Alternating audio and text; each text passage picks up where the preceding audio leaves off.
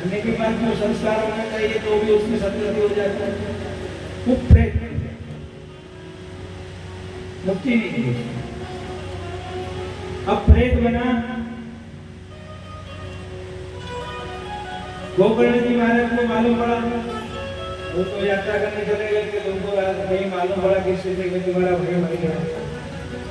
तो जहाँ गए वहां जाकर के तीर्थों में उसका श्राद्ध तर्पण वगैरह कर देते। गया जी गए तो वहां में गया पिंड कर दिया, फिर तो मोक्ष। यात्रा करके जब 2-4-6 महीने में आए तो अपने घर में रात्रि में विश्राम करने लगे। वो अलग अलग रूप दिखाने लगा, कभी हाथी बन जाए, कभी बकरा बन जाए, कभी राजा बन जाए, कभी कुछ बन जाए, अलग अलग रूप दिखाने लगा। तो गोकर्ण जी महाराज ने कहा ये कोई दुर्गति वाला है। उन्होंने अपने कमंडल से तीर्थ का जल लिया, उसमें छींटा लगाया, तो बोल तो नहीं पाया लेकिन उसने इशारा करके बताया कि मैं आपका भाई हूँ और मैंने अपने ब्राह्मणत्व का नाश कर दिया। भगवान ने तो मुझे ब्राह्मण के घर में भेजा था, लेकिन मैंने अपना आचार, अपना व्यवहार, अपना आचरण ऐसा कर लिया कि वो एकदम पतित हो गया। गोकर्ण जी कार्य भैया तेरे लिए तुमने क्या श्राद्ध किया?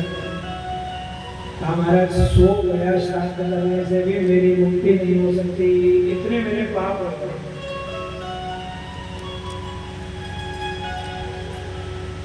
जो नहीं खाना चाहिए वो खाने लग गया था मैं, जो नहीं पीना चाहिए वो पीने लग गया, मेरा सब कुछ जीवन सारा चरित्र बिगड़ गया, उसके कारण मेरे इतने पाप हो गए। तो उनका भी इस समय तुम जाओ, फिर तुम्हारे लिए कुछ विचारता है। दूसरे दिन सब लोग मिलने के लिए आए, विद्वान थे तो विद्वान से सब लोग मिलने आते थे, अच्छे लोग, पढ़े लिखे लोग आए, सबसे उन्होंने सलाह की। महाराज आप हमसे पूछ रहे हैं, आप तो भगवान सूर्य नारायण से पूछ सकते हो, आप गायत्री के उपासक हो, तो गायत्री का उपासक है तो गायत्री सूर्य की शक्ति का नाम है। गायत्री अग्निमुखी है, गायत्री अग्नि है, उस अग्नि को सुरक्षित रखना पड़ता है, उसके नियम से उसका जप होता है। हर कोई जप करने लग जाए, हर कहीं जप करने लग जाए, हर परिस्थिति में जप करने लग जाए, ऐसा नहीं चलता है। हर चीज के लिए कुछ नियम होता है। अग्नि को कहाँ रखना, कैसे रखना, किस तरीके से उसका उपयोग करना, तो वो हमारे घर का सब काम करती है। हमको सब प्रकार कार्य में पका करके रहती है, हमारी शक्ति का वर्धन करती है, और वही यदि असुरक्षित होती है तो विनाश भी करती है। वो समय का ब्राह्मण संध्या करता है, ब्राह्मण को जिसको संध्या करने का अधिकार है उसको संध्या करना चाहिए। जनेऊ पहनी है, जनेऊ वही है तो जनेऊ तब तक रहती है, उसका पावर तभी रहता है जब संध्या करता है। खाली नाम के ब्राह्मण होने से नहीं करता। संध्याहीनो अशुचिर नित्यम, जो संध्या नहीं करता है ब्राह्मण होकर के भी, वो भैया हमेशा अपवित्र रहता है।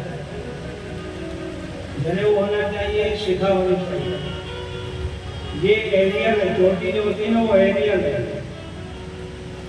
उसके बिना, क्योंकि ब्रह्म से जो संबंध स्थापित करना है, गायत्री मंत्र की उपासना करनी है तो ब्रह्म से संबंध, उससे उसका जो संबंध रहता है वो शिखा और सूत्र दोनों से रहता है, उसके बिना काम नहीं होता है।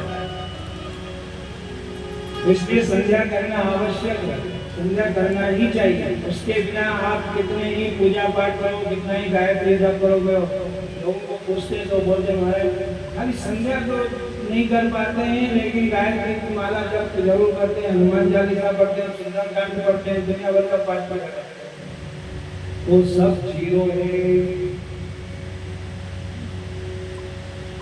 संध्या एक अंक है, किसी अंक के पीछे शून्य लगेगा तो उसका महत्व बढ़ जाएगा। आगे कोई अंक ही नहीं और 0 0 लगाते जाएगा, कुछ नहीं होगा। इसलिए और 2-5 मिनट की संध्या है। संध्या कोई बहुत बड़ा पहाड़ थोड़ी है। 5 मिनट की संध्या है, 5 मिनट में कहीं भी आप क्या कर सकते हो। 5 मिनट स्नान करने के बाद संध्या करना चाहिए, आचमन प्राणायाम करना है, सूर्य को अर्घ्य देना है, फिर आप 10 गायत्री मंत्र जपोगे तो भी वो बहुत बड़ी बात है। बैटरी चार्ज हो जाती है, जैसे इसके सब चार्जिंग करने पड़ते हैं ना, सारे मोबाइल सब चीज घड़ी भी जाती है। तो हमारे को अपने आप के इस आत्मिक बल को बढ़ाने के लिए संध्या आवश्यक होती है, तो संध्या भी करना चाहिए, उसके बिना काम चलता है। तो ब्राह्मण संध्या करता था और गायत्री का जप करता था, तो उसने एक क्षण के लिए भगवान सूर्य नारायण के रथ को और उनसे पूछा, तुम्हारा मेरे भाई की मृत्यु कैसे होगी? तो भगवान ने वहां से बताया, श्रीमद्भागवतान मुक्ति सप्ताहे वाचनम कुरु। ऐसा नहीं खाली भगवान सूर्य ने उसके कान में बोल दिया, स्पष्ट वाणी में कहा, और वहां जितने लोग थे सबने उसको सुना, सबने सुना। फिर गोकर्ण जी महाराज ने कहा,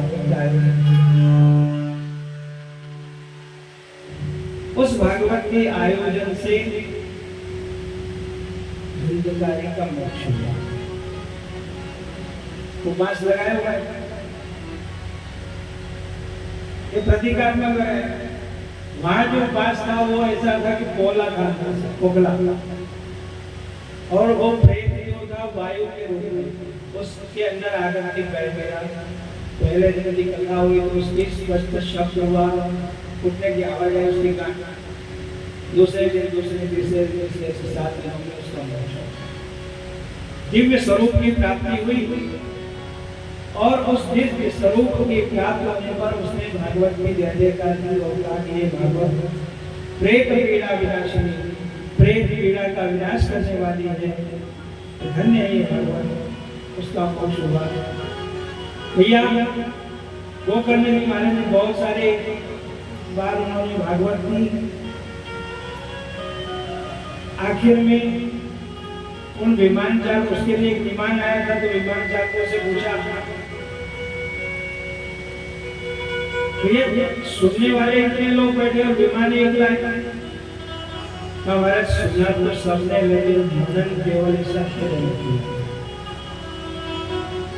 फिर आप दूसरी बार करो, ये सब लोग मनन करेंगे तो सबके लिए विमान जाएगा। कई बार उन्होंने आयोजन किया, लेकिन हर बार सब दिन भीड़ होती थी, लेकिन आखिरी दिन जनसंख्या कम हो जाती। आज विमान आएगा, जाना पड़ेगा।